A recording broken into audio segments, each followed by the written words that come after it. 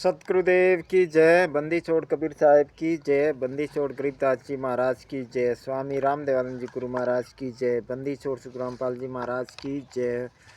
सत साहिब जी, परमेश्वर की प्यारी आत्मा को हृदय दिल से सत साहिब, मेरे गांव और मेरे देश के प्यारे भाई बहनों को हृदय से राम राम। सत साहिब जी और मेरे क्रांतिकारी भाई बहनों को भी प्यार भरा सत साहिब।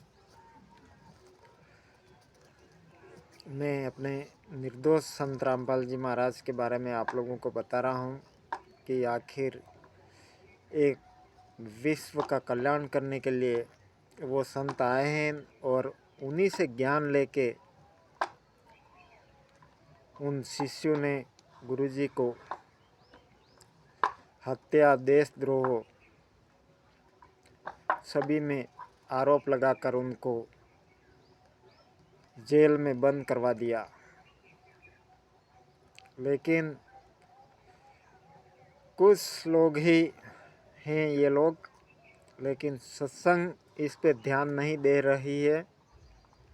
इसलिए परमेश्वर की सारी प्यारी आत्माओं से हाथ जोड़कर निवेदन है कि अपने गुरुदेव के लिए आप जागो। अपने गुरुदेव जी एक निर्दोष है, उनको 10 साल हो गए हैं, उनको एक दिन का भी पैरोल भी नहीं मिला। और ये लोग कहते हैं कि गुरुजी लीला कर रहे हैं। भक्त भाइयों, परमात्मा लीला तो ठीक बात है, उनके ज्ञान को लोग बाग समझ रहे हैं, वो ठीक है। बाकी लीला का मतलब वो नहीं है जो बरवाला का कांड लीला नहीं कहलाता है। लेकिन ये करवाने वाले लोग RSSS उर्फ मैनेजमेंट वाले लोग हैं।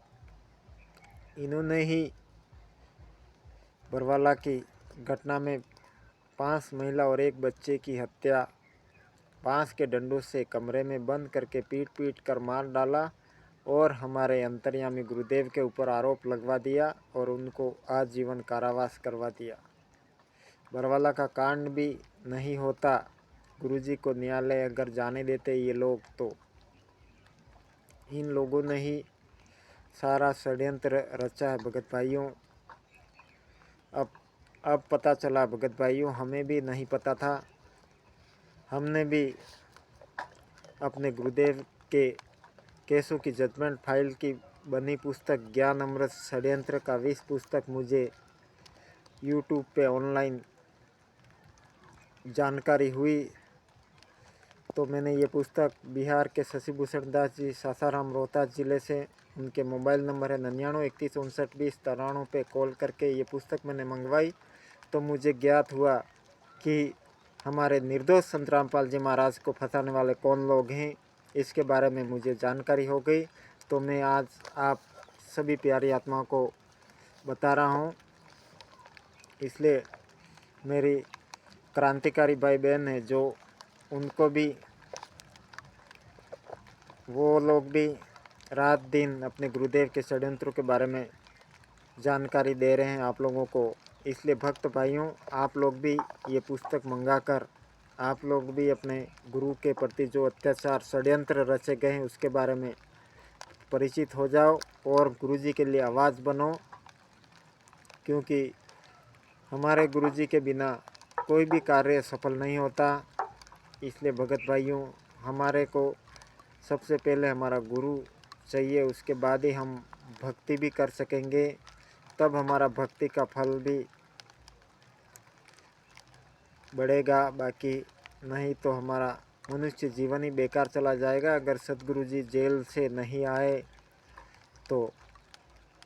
और भगत भाइयों, ये पुस्तक ही उनको निर्दोष साबित करती है।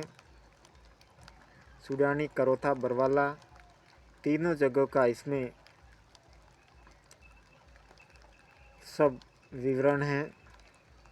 इसलिए भक्त भाइयों, आप लोग इस पुस्तक को पढ़ो और मैं सोन क्लास से राजूदास थावरदास, तहसील जाडोल, जिला उदयपुर, राज्य राजस्थान। मोबाइल नंबर है 95 68 20 84 59। इसकी PDF फाइल चाहिए तो मैं भेज दूंगा।